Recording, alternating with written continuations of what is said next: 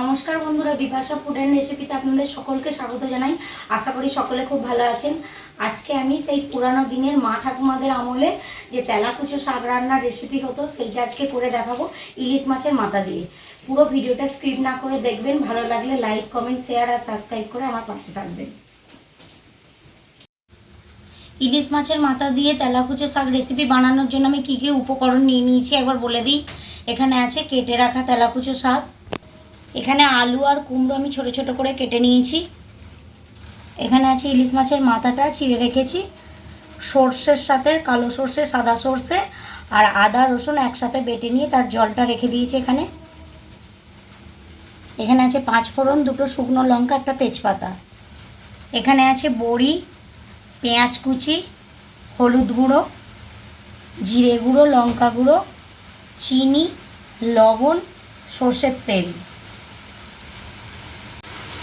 এবার আমি কড়ার মধ্যে জল দিয়ে দেবো। তেলাকুচো শাকটা হালকা গরম জলে ভাবিয়ে নেব। শাকটা এবার দিয়ে দেবো, জলটা গরম হয়ে গেছে।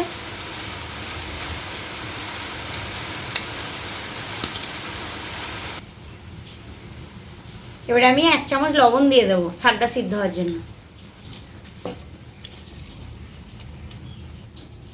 5 মিনিটের জন্য আমি ঢাকা দিয়ে দেবো। আলু আর কুমড়ো ভাজার জন্য আমি কড়ার মধ্যে তেল দিয়ে দিচ্ছি। তেলটা গরম হয়ে গেছে। আলু কুমড়ো আমি দুটো একসাথেই ছাঁকা তেলে ভেজে নেব।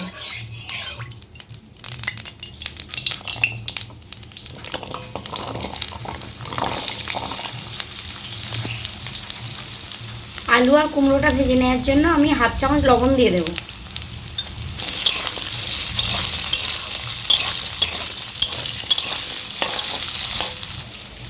এদিকে আমার শাকটা সিদ্ধ হচ্ছে, ততক্ষণ আমি আলু আর কুমড়োটা ভেজে নিই। এদিকে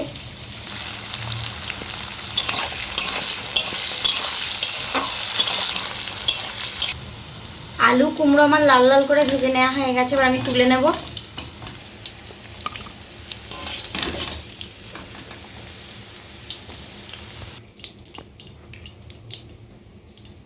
শাকটা আমার 5 মিনিট সিদ্ধ করা হয়ে গেছে। এবার আমি ছেঁকে নেব।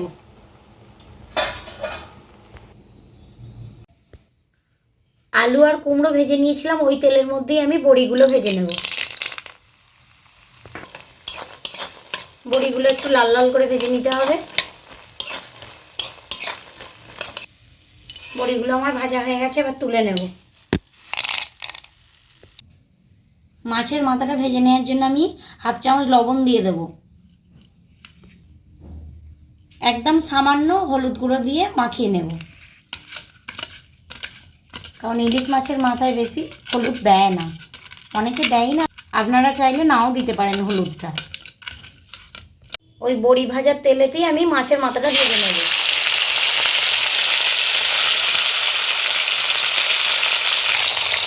এক পিঠগুলো হয়ে গেছে, এবার আমি অপর পিঠগুলো উল্টে নেব।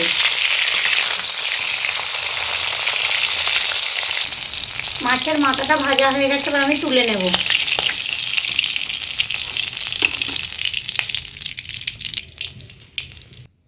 ওই তেলের মধ্যেই আমি 5 ফোড়ন দিয়ে দেব, তেজপাতা দিয়ে দেব, 2টো শুকনো লঙ্কা দিয়ে দেব, পেঁয়াজ কুচিটা দিয়ে দেব।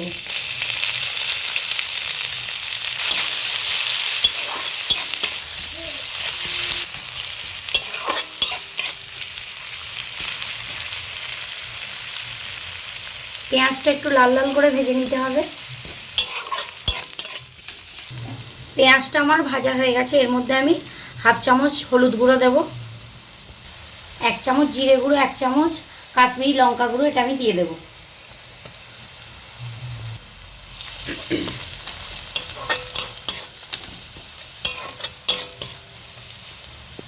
এবার আমি ওই সিদ্ধ করা শাকটা দিয়ে দেব।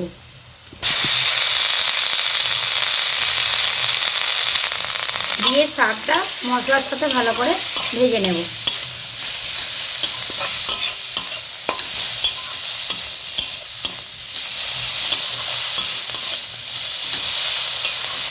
ভেজে রাখা আলু কুমড়ো আর বড়ি এটা দিয়ে দেব শাকের মধ্যে।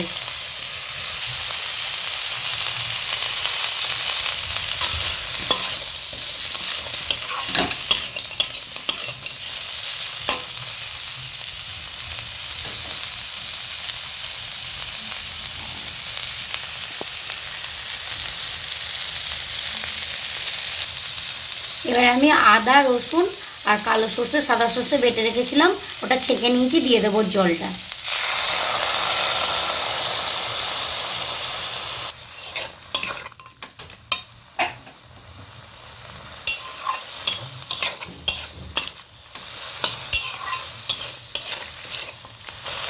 শাকটা সিদ্ধ হওয়ার সময় লবণ দিয়েছিলাম, তাই এখন আবার হাফ চামচ লবণ দেব।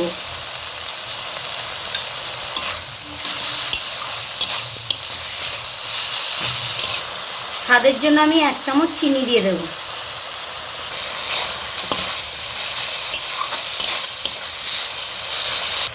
দেখুন বন্ধুরা, মাছের মাথাটা আমি ভেজে নেওয়ার পর ভেঙে দিয়েছিলাম, ওটা দিয়ে দেবো এবার।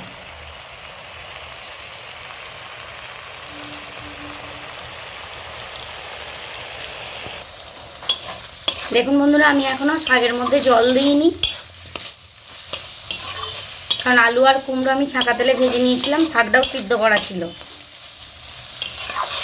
তাই আর জল দেব না।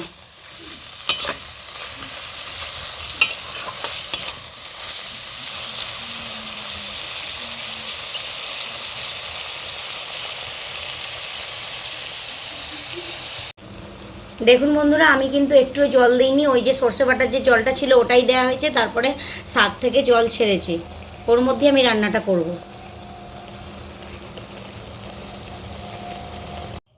দেখুন বন্ধুরা, শাকটা আমি এরকম শুকনো শুকনোই নামাবো, হয়ে গেছে। ইলিশ মাছের মাথা দিয়ে তেলাকুচো শাক রেসিপি কেমন লাগলো আমাকে কমেন্টের মাধ্যমে জানাবেন। ভালো লাগলে লাইক কমেন্ট শেয়ার আর সাবস্ক্রাইব করে আমার পাশে থাকবেন। সকলে ভালো থাকবেন, সুস্থ থাকবেন। আবার একটা এরকম নতুন রান্নার রেসিপি নিয়ে আপনাদের সাথে দেখা হচ্ছে।